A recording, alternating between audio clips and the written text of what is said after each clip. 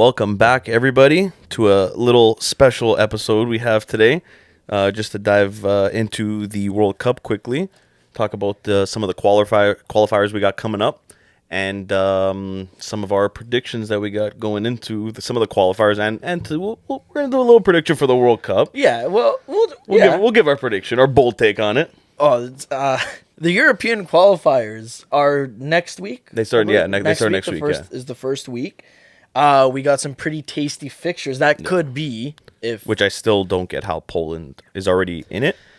Yeah, They got the bye, but hey, we'll move past that. And the Ukraine Scotland game is postponed as well. Yeah, it got postponed for we now. don't even know when that will take place. So even still, then Poland doesn't know who they're going up against. No, until that gets resolved and figured out. But that's the thing. What if this whole war thing, the feud, doesn't get resolved? Then where do we go from that? At that point, they're like FIFA's just gonna have to make a decision on whether they want to either play the game out or decide what they're gonna do. So then we could maybe just get a team thrown in the World Cup or in that Poland game just for the sake of it. Yeah, pretty much. Like them kind of just So jumping. Scotland could get the job on a technicality, or maybe they just give it to Ukraine because of everything going on. They're just like, hey, you know what, you guys deserve this. Or that they could do that. But I can't really see that happening. Obviously, that's definitely a long not, shot. definitely not. Because that would start a whole chaos in soccer. But other than that game, the bigger ones that are coming up in Europe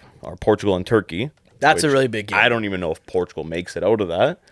I think they do. I think Portugal makes it out of that. Normal, like if we're talking like Portugal's regular team, yeah, I agree. But they're getting some injuries now and some big players, some players that like are starters for the team. Yeah, they are a little bit decimated, especially in the back line.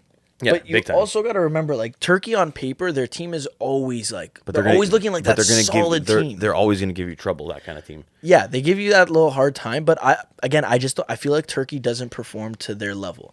Now that I'm saying that, I'm probably just jinxed it, and they're gonna play well. But yeah, their problem I feel recently is just it's not that they're underperforming. It's people. I feel like the last Euro Cup were really hyping them up as a dark horse. Well, yeah, more than any other dark horse, and they on failed. Paper, again, on paper, they have Soyuncu, aka Lord Farquaad, Demiral. Yeah, we had Hakan Çalhanoğlu. Was it Yilmaz? Burak Yilmaz was doing very well with Lille. Yeah. Like they had all the perfect pieces for the puzzle. Demiral. I said Demiral. You said Demiral? Yeah, I said Demiral. But like, and they didn't perform. No. They literally were their own worst enemy at that whole tournament. But I still can see them giving Portugal, especially with the injuries, a very hard time trying to make it through. Yeah, but again, I still think Portugal is still too powerful. Like that offense. Do I think they're gonna squeak through or win that game? Yes. But I don't think it's going to be like an easy game that they're going to win off the bat and they're going to control that game. Well, no game is going to be very, no game is going to be easy at this stage. Yeah. As much as even for like Italy against North Macedonia, that's not going to be an easy game. No, but that comes down to Italy's own problem of when they face these smaller teams that they just almost play to their level and don't play how they should play. North Macedonia, their key players all are based in Italy. Yeah. Goran Pandev, the ageless wonder. He's 97 years old, still playing. Still being talked about. Elmas on Napoli. Mm-hmm. Very industrial, that player. Yeah. Then they even have... Italy is going to be playing North Macedonia in Sicily, in Palermo Stadium. Mm-hmm. One of their players, Nestorovsky, is actually like playing in Palermo right now. So, I mean, he's literally playing at his home stadium. Mm-hmm. So I feel like that's a little bit of an advantage too. And in general, Italy has no offense. Chiesa is injured right now. That's going to be it's going to be tough, but hopefully you have your guys like Zaniolo.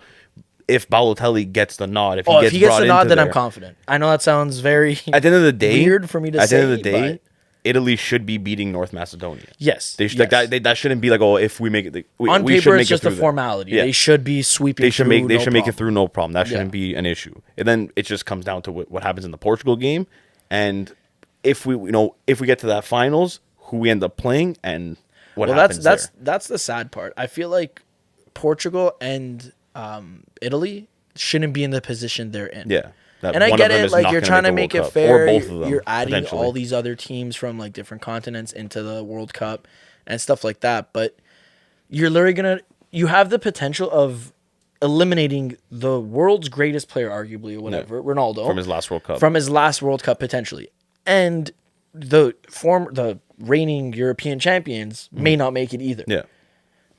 Does that not sound a little bit crazy to you? That's what I mean. Like why? This situation, I've never seen it before, like anything like this before, that you're going to, like, one of the top teams are coming up against each other, and one of them's not going to make the World Cup. The Nations League has more say in the World Cup qualifiers than the winning a Euro or Copa America for me, that's like that fake cup. That's worth more. That's going to be the real shame, to see whichever team gets knocked out. Then we have Czech Republic and Sweden. Who do you think's coming out of that? Czech Republic. You think so? Easily. You don't think King Ibra's gonna take Sweden to the World Cup? He'll be injured. By then. Him and Kulusevski? I'm sorry to Milan fans. He'll play their last game of the season to like guarantee either Milan's Scudetto win or whatever, and then Ibra's gonna say, "Okay, I'm hurt again. My hamstring hurts." I feel like Ibra, if anything, he's gonna like not sit out for Milan, but I feel like he'll do whatever he has to.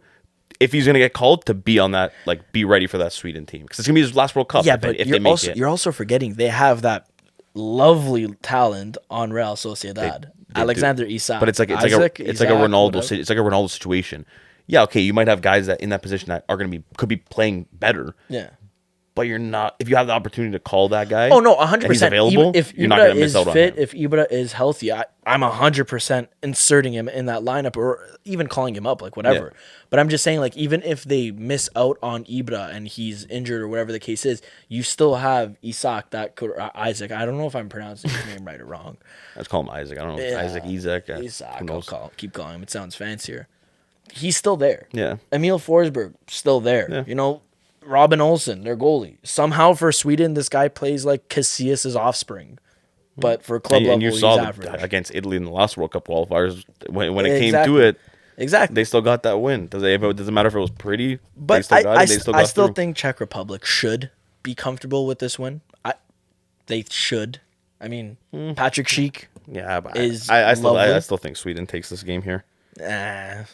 Agree to disagree on that. Agree to disagree. What about Wales and Austria? What are you thinking about that one? For me, I'm thinking taking Austria. Yeah, I think Austria wins. Wales, I mean, they have Gareth Bale. They have Aaron Ramsey. Yeah, they have Daniel James. He's gonna be. I mean, actually, for Wales, he'll be fit. It's just for club, he's not always fit. What is it? Wales, Golf, Madrid. Yeah, in that order. Yeah, no, I think it's Wales, Golf, and then Juve. Oh, yeah. Wait, no, I'm talking about Ramsey, because Ramsey's also. It's something that's with these Welsh players, man. They're always injured. But then the Rangers. He's on Rangers now. Yeah, but he's on loan. He's coming now. They don't want to keep him, so they're sending him back, and it's in the summer. Yeah, I think he's genuinely just past his time. But you watch him for Wales, and he's always there playing. He's always performing. But I don't think him and Bale is enough to take Wales. I mean, yeah, to bring Wales and beat Austria and go to that next step to the finals. Well, I mean, Austria has one of arguably the most versatile players at their disposal. Yeah. David Alaba. I love him. He plays center back, left back, right back, defensive mid. I think he's probably played attacking mid. Pretty sure he played striker for them at one point. He's played left mid. Anywhere you throw the man, he is a difference maker. Yeah. If they keep him center back, I think that's where they will be flawed, because in the Euro, when they played him as a left back, Austria played so much more fluently. But when they moved him to center back, it added that defensive solidity, but it just he didn't have that freedom to go up the field. Yeah, exactly. There wasn't that natural prowess that he naturally he has that pushes the team for forward. Me to get the most out of him. With him on Madrid, it's different because you have that team. But a team like Austria, where he's going to be doing majority of that work because he's the big star. I'm either putting him as a fullback that he's going to be running up the field and putting balls in, or as a defensive mid or center mid, and have him beside Marcel Sabitzer is a pretty nice little. It sounds very nice. No, yeah, Alaba I love as a player. He's phenomenal.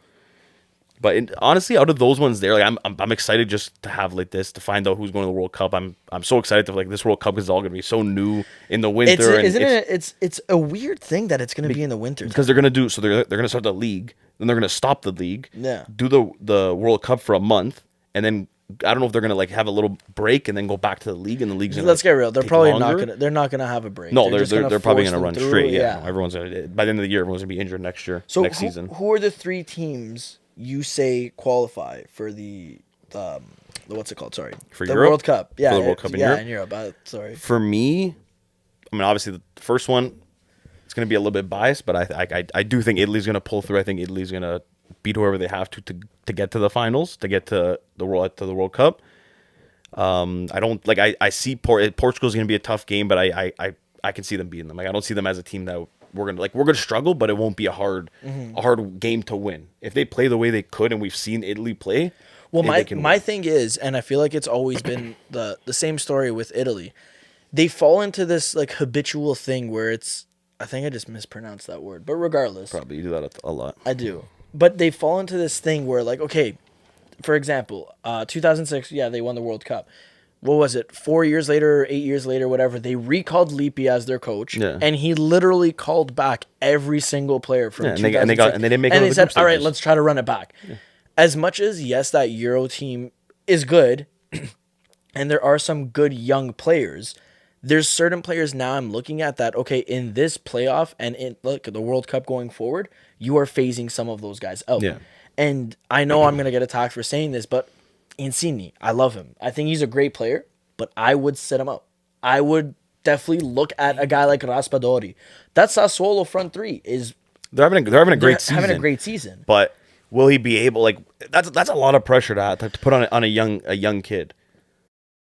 Pressure makes diamonds. It does, and it could help. You have to. Sometimes a coach has to have that, like those balls, and be like, you know what? But in saying that too, Raspadori was a part of that Euro-winning team, but right? he didn't have that pressure. He barely played. He wasn't like he was starting every game. And it's like, hey, you got to start scoring some more goals because or else we're gonna get kicked out. It wasn't all the pressure wasn't on him. Yeah. To me though, like it's just I'm afraid that they'll fall into that, like relying on the same front three. So yeah, well, Chiesa is injured, but relying on that's going to be a big Insigne, Immobile, and Berardi. Yeah, Berardi, like okay, he's having another good season. He's having a good season, so I don't want to like critique him too much. But Immobile has literally proven to like the national team, he just doesn't perform. He's a fantastic player. Yeah. He is lighting it up for Lazio. He does great. His off-the-ball movements, amazing. His shot, dribbling, everything about him is fantastic. But then you put him in that Italy jersey, I just feel like he doesn't even know how to, like, he doesn't have good hold-up play either at that point. Yeah. And, like, everything, because for me, your striker doesn't need to score all the goals. No. I understand it. The goals come from everywhere. But he's not even contributing in, like, the assists aspect. He's not contributing in hold-up play. He's not contributing in pressure. He's not really doing any of that. Yeah. And that's where it bothers me. And, like, again, Belotti's not any better. No, he's like a defensive striker that you can throw. He's good. You throw into a game and like you're winning in the 70th, and he's gonna drop back, win that ball back. He's a good workhorse. Yeah, he's gonna drop back. He'll play D for you too, but I don't think he's a guy that you're gonna start and you're gonna rely on for the whole time. And that's the thing. You just start to think, who do you go with then in that front three? You obviously have, like, for me, I would change something up, whether it's in the midfield, whether it's in the offense, the front three. Because Mancini's going to go with the 4-3-3. Yeah. And for like their front three, that's going to be the biggest thing to figure out because you're missing one of the key guys in the Euro Cup, Chiesa. He came up huge for them. He didn't start. He got that starting position and he just ran with it. Every game he was getting better and better. And losing that's going to be tough to replace. But just finding the right guys now because Immobile might not be that guy you can rely on. He's shown that. So we have to figure. Mancini has to sit down and figure out the best possible combination for those three guys that it's gonna work and it's gonna get them the results that they need to get through because they only have one chance. They can't keep going with it. Now, if you're Portugal, your defense is clearly a little bit on the injured side. You've lost some key players. So what's your approach then? Do you kind of go with like a more attack-minded look? Like, you throw in, you give Leao his run out. You throw Bruno Fernandes in there. You put Ronaldo from the get-go. Are you going just all out attack and not even worrying about because their coach though, he's known to defend. But they're losing a lot of their key defenders and they don't have much options. So they're gonna have to, again, like they're another team too. Like we're both in a situation where we're very limited right now with injuries and all that, and they have to both sit down and look and be like, okay, these are our options. What's the best possible formation, best guys that we can put on the field for these games, because it's not going to be like the okay, yeah, same as always, we're going to go with these guys and who's starting. It's Yeah. going to be different. You might see some new Well, faces, you might see some old faces. I'm hoping for Italy, that's what you see. Like obviously their defense, I feel like Kylian and Bonucci are just way too clutch together. As long as they're healthy, you're not going to bench either one of those, or you're starting both those guys. It'll be nice if it's Italy against Portugal, because like Pepe. That'd be crazy. I like Pepe because he's that old school defender. Like I know a lot of people he's like that Chiellini. He's a dickhead because of how he's a guy you hate, but you want him on your team. But yeah, I was gonna say, like, I have to say I respect that. Yeah. Like you got to do anything you could do to get that win. Yeah, I have a lot of respect for him. He's a phenomenal player, phenomenal defender. Oh, but other than that game there, the other two, for me, I think Sweden and I think Austria. Yeah, are gonna go through. So those are your first three. Yeah. Okay. Yeah, I don't think whatever happened in the Scotland Ukraine game, we don't know what's gonna happen with that. Who's gonna go through? But I don't see either of them. Well, it would have to be. No, but I don't see them qualifying, because I'm qualify. What? It's they're separated. But I'm saying, yeah, no, but so then after they win that game, they go to a final. Yeah. So it would be Poland versus. Wait, did you say Poland? No, it won't be Poland versus them. They still haven't figured it out yet. No, so yeah. So what happened was there's that preliminary game. So Italy. So who does Poland play right now? After Poland was supposed to play Russia. Okay. So Poland now plays the winner of Scotland, Ukraine. Okay, so it'll be one of those teams. And then so whoever wins between that, they qualify. If it's between that, then I think so. Poland will go through. Yeah, and then it would be Portugal, Turkey, Wales, Italy, and Sweden or Czech Republic versus Wales and Austria. Yeah, that one there. So that one there, that one honestly, like all those teams there, like either one, they're I feel all like even. They're kind of I feel even. Like they're like all very even. It's gonna be who's the most in form and who's playing who plays the best in that little tournament. But for me, I think it's Austria. I was gonna say I think it's Poland. I think Austria goes through. I think it'll be a Czech Republic Austria final there. Yeah. And it'll be a good match. It'll definitely be an entertaining one. Yeah. But I think Austria comes out on top just because they have more, like, they have quality where it matters more. Like, I feel like Czech Republic is very spotty quality. You know what I mean? Like, they have a good striker, but then kind of non-existent in, like, center mid. Yeah. Good wing backs, but kind of, like, iffy in the central roles. Like, it's a weird little thing that they're in, but I think Austria is more well-rounded. And then they take that. Now, let me ask you this before we end things off. Who do you think is going to win 2022 World Cup?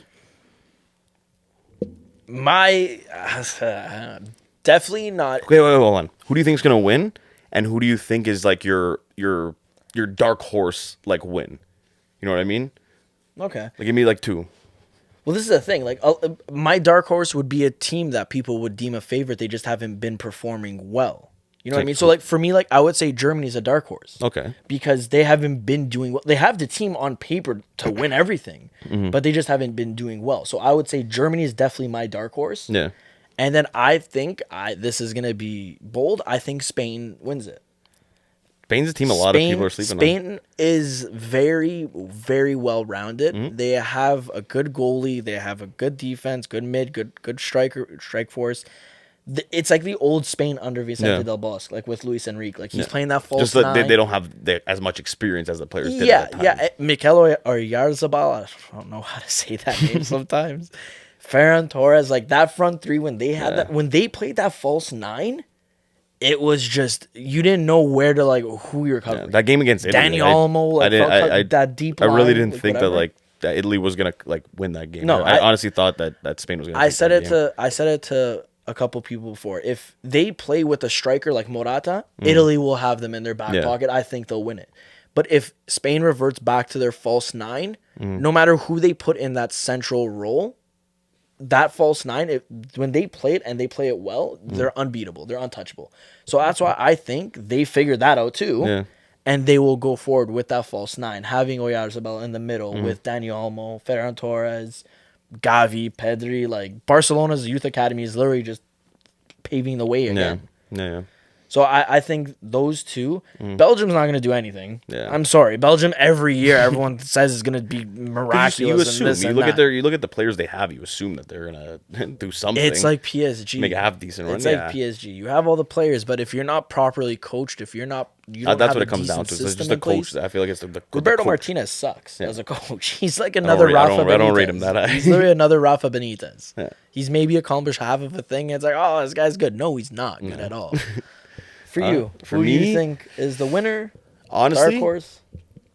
For me, the winner, I think, his time is gonna come. Mr. Lionel Messi. I think his time is gonna come, man. I think he's gonna really give it this That's year, a bold man. move, Godin. Argentina, they're a scrappy team, but I watched a lot of the games this year in the Copa America. Yeah. Like they play well together. They have guys that like in positions now that they were missing. Like DePaul, phenomenal. I feel like they all have that same personality too. That very like how Mascherano was playing and Cambiaso, like that very now like chop you down. They actually like have like a good goalie in net too. Oh, he's fantastic. I love him. I love Martinez. The mind games he plays. He's great, but he does what he needs to do. Yeah. He plays those mind games because he knows he can. He's smart. I think that's a good call. And then for my dark horse, honestly, I think like I got a feeling Canada, man. I think Canada's making a push. Canada plays who? Jamaica next, right? Yeah. No. Canada plays. They do play. No, Costa Rica.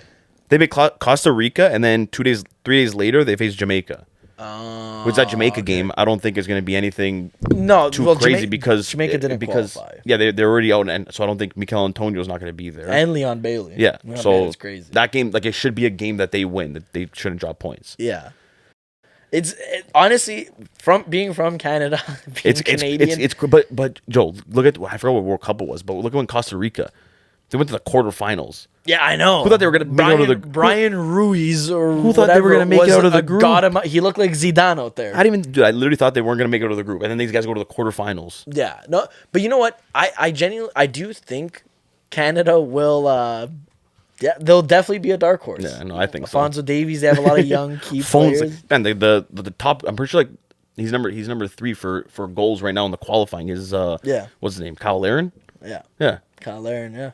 No, I definitely think Canada actually could do something. They could, man. I hope they just score a goal in the World Cup. Yeah, honestly, no, even get a point. That'd be pretty crazy. People are gonna underestimate them. They're gonna make a decent push. Let's hope. I honestly hope. And a lot of teams are gonna be playing a lot different too. With playing in that heat, man, it's not easy to play in. Yeah, it's not easy to get accustomed. There's air-conditioned stadiums. Don't worry. Take care of everything. All right, I think that's actually all the time we have. That's just a little preview. What we wanted to give you guys for these short little segments that we're gonna do every once in a while. But in saying that, subscribe. Follow us on Instagram, TikTok, and Twitter, Ultras11. Other than that, guys, have a great day. We'll see you next time. Forza Canada.